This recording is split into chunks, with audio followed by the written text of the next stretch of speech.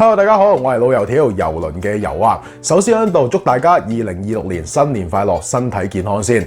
今集咧就係1個月一度咧，係時候同大家講講郵輪界嘅新聞啦。新年流流冇理由第一個消息咧就同大家講啲唔好意頭嘅嘢啦，所以啲死人冧樓嘅古仔咧，我哋就擺喺最尾嗰度先講。係啦，如果你唔怕唔好意頭的話咧，就可以聽到最後嘅。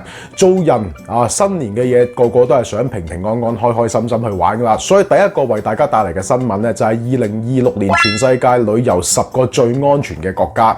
咁呢啲國家咧係喺美國保險公司協會嗰度選出嚟嘅，呢鋪嘢咧極具代表性嘅喎。我估計咧應該就喺2025年咧保險事故發生得最少嘅國家嚟嘅。咁而家咧就同大家睇睇頭10位咧係邊幾個國家，同埋佢哋有冇郵輪去先。第10位愛爾蘭，愛爾蘭基本上咧就係英倫三島郵輪嘅必經之地嚟啦。上年嘅排名本身愛爾蘭咧就喺第4位嘅，今年就跌咗6位，落嚟咗第10位。咁證明呢個國家雖然冇上年咁安全啦，但係依然咧都可以去玩嘅。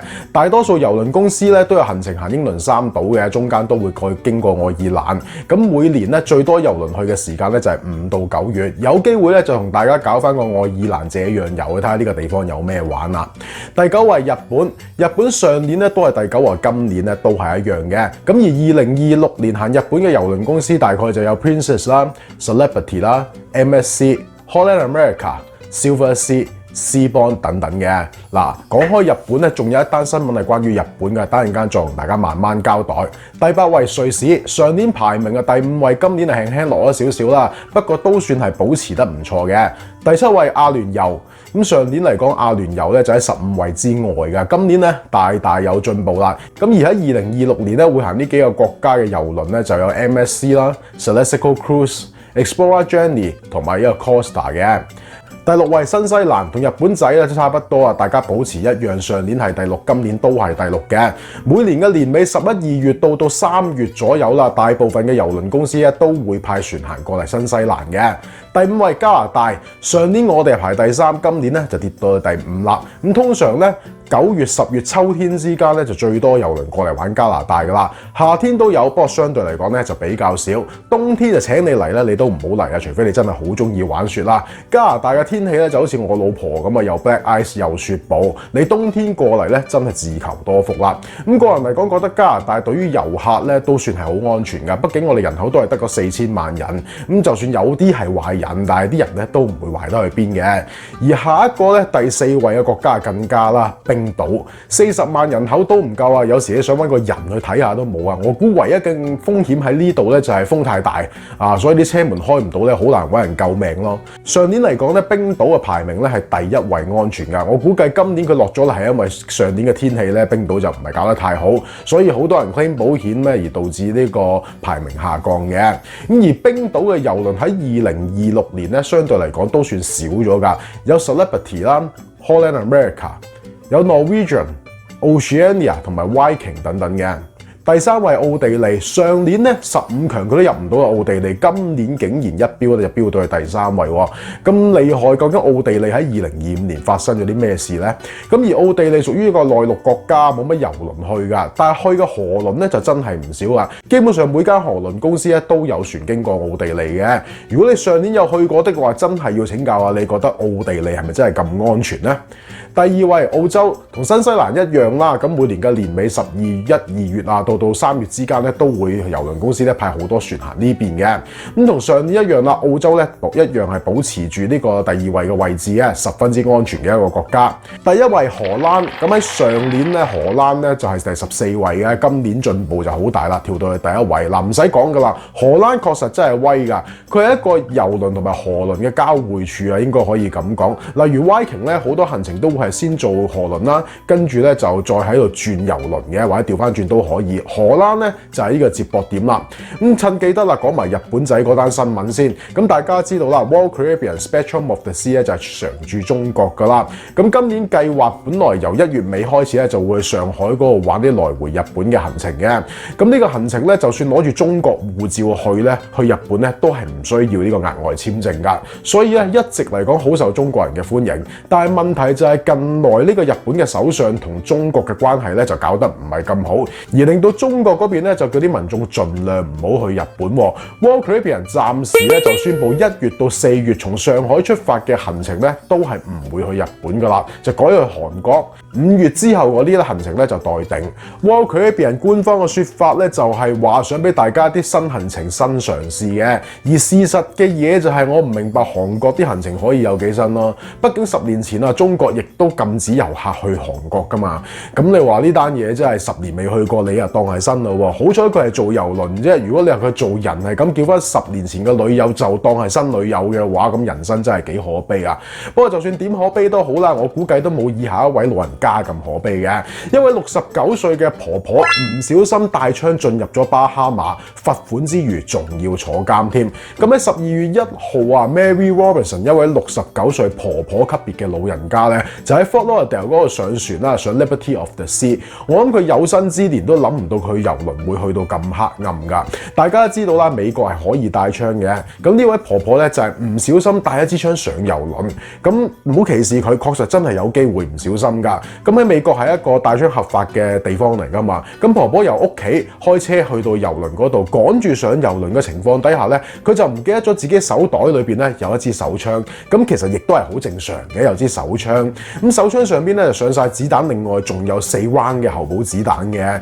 咁你有槍就算啦，仲要有4 round 嘅後補子彈，呢樣嘢真係好難講得過去嘅。一路喺郵輪上，婆婆都唔記得咗自己係一個帶槍人士嚟㗎，直至到咧佢去到巴哈馬落岸，郵輪第一站落船嘅時候咧，就被海關搜查到佢咧係有支槍啦，同埋4 round 嘅子彈嘅。嗱死啦！巴哈馬如果你帶槍入境咧，就係一件大件事嚟㗎，隨時面臨住咧12個月到10年嘅監禁，另外再加罰款嘅。咁 Mary 姐啊，梗係嚇到青都面埋啦，話晒咁大個女第一次犯法，都應該係有啲緊張嘅。然之後請律師打官司啦。巴哈馬政府其實都係覺得 Mary 姐今次嘅行為咧屬於一個誤會嚟嘅啫。經過律師調解之後咧，就罰8000蚊美金，交咗罰款咧就可以釋放噶啦。但係尷尬位咧就係今次呢個裁判時間同埋呢個交罰款嘅時間中間有幾日嘅偏差，所以導致到 Mary 姐只能去到呢個巴哈馬出名衰嗰個監獄嗰度咧，就度過咗5日嘅 Fox Hill。呢個咧係連美國啊都評為最差嘅監獄之一嚟㗎。冇計啦，巴哈馬唯一得依個監獄嘅啫，無論番梘強又好，或者係叫做1級毒販都好啦，都係囚禁喺呢度嘅。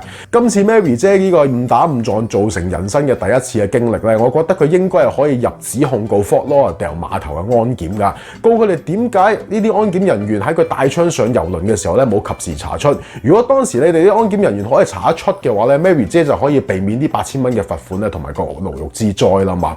如果你覺得而家我講嘅嘢誇張的話，以下嘅訴訟你聽落去可能仲覺得誇張喎。咁喺2024年嘅12月嘅時候咧，有一位叫 Michael 嘅遊客咧就同一眾家庭成員上郵輪啦。郵輪就係 Navigator of the Sea 海洋航行者號，2002年船，2019年翻新，載客量4000人，工作人員1200人嘅。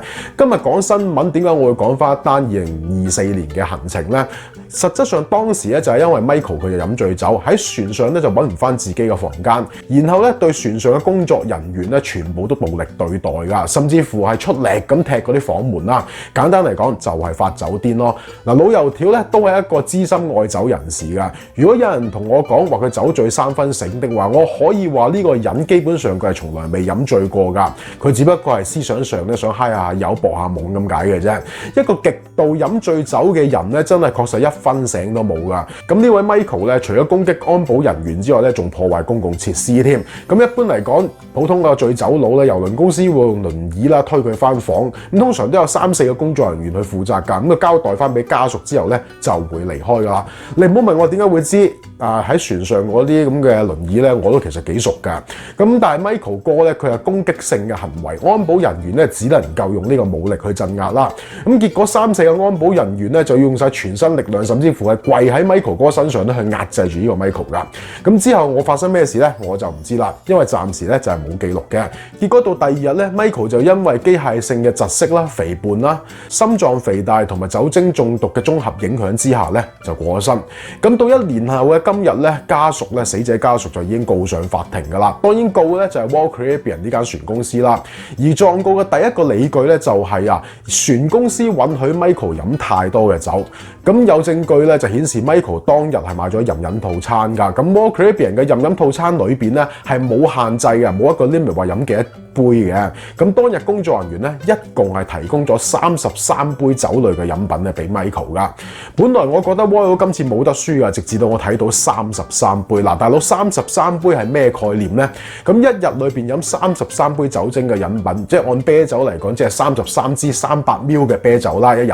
咁又或者係按照威士忌嚟講咧，一 shot 40ml的話咧，就嗱，想當年我學調酒嘅時候咧，就係一 shot 40ml嘅。咁33 shot 咧就即係1320ml，等於差唔多2支威士忌㗎啦。一個人一日飲2支40度嘅威士忌，等同於咩咧？就係等同於自殺咯。無論佢體型係點啊，佢絕對係頂唔住啊，除非佢係一隻恐龍嘅啫。咁喺呢個悲劇裏邊，你話係 Michael 嘅問題，就係佢應該佢諗住俾咗錢買飲飲套餐，就老虎加隻蟹都要飲翻夠本啦。定係還是船公司自己提供33杯酒咧？呢個絕對係一個問題咧。嗱，話晒我哋睇電影啊，啲黑社會大佬都係叫人哋吹1支白蘭地嘅啫，絕對唔會叫人吹2支嘅喎，因為2支白蘭地代表住乜嘢咧？無論2支白蘭地或者威士忌或者係33支啤酒都好啦，呢個係一個致死嘅劑量嚟㗎。到截稿為止 Royal Caribbean 咧係未曾對自己嘅飲飲套餐咧作出任何嘅控制嘅。我相信咧呢個 case 最後都會同慣常啲 case 一樣，同受害人咧和解，而可能賠啲錢就不了了之。但係我希望喺度啊，大家可以明白一個道理，係酒精係可以令到你帶嚟快樂嘅，但係過量嘅時候咧係可以帶俾你死亡。我自己係一個戒酒戒咗幾廿年咧都未成功嘅例子。由疫情時代我日日都飲酒，到現在為止1個星期飲一次。我只能夠講嘅就係，如果你未開始飲酒，盡量就唔好開始；如果你已經開始飲酒的話，就應該盡量自控；如果你已經有酒癮的話咧，就要盡快尋求幫助啦。因為戒斷反應呢樣嘢咧，你靠自己嘅意志力咧係未必可以對抗到噶。嗱，唔好講咁多廢話啦！新嘅一年咧，祝大家新年快樂，身體健康。好啊，今日時間就差唔多，多謝大家收睇，下次見啦，拜拜。